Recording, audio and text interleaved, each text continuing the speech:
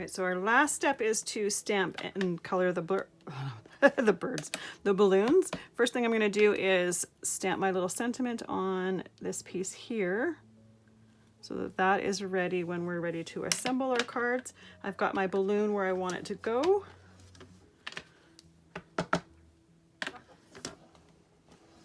And the balloons are super simple simply because you stamp, color, and stamp.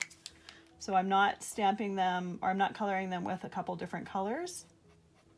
So there's nothing complicated about them really. And you can't stamp more than one balloon simply because they're going in front of each other there. So stamped, colored, and now stamp.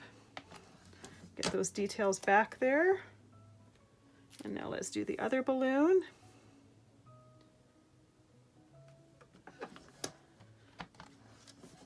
And we're going to repeat that process and then color it with a different color.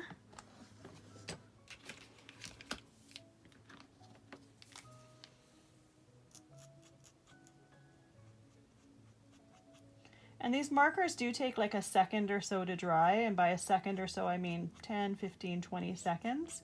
So they're not instant dry, but you're not waiting a really long time for them to dry. And I'm not even waiting till they're completely dry before stamping them, because even if I happen to get a little bit of that ink on my stamp, the acrylic ink, it just washes off when we go to clean our stamps. So now I'm going to add my other one, and I don't want to move it around too much because I've got some stays on there.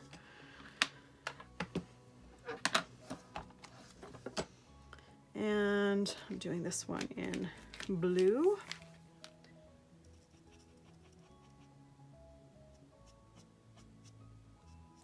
So you may have seen my white Posca marker at the top of the screen throughout this class, and I haven't, or throughout this section, and I haven't touched it.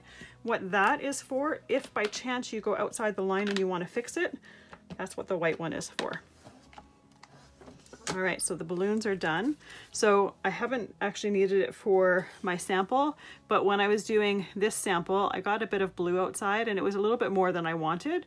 So all I did was put some of the white down, let it completely dry. It covered most of it, but you can still see some. So then I did another layer of just the white down, and until I showed it to you, you probably didn't even know it was there. So our balloons are completely done. I just have a fine line marker that I'm going to use for the string. And this is just a fine line that happens to match the colors. You could use black if you wanted. I just chose a colored string. So now I will see you in the next video. Our image is completely done and we are ready to assemble our card.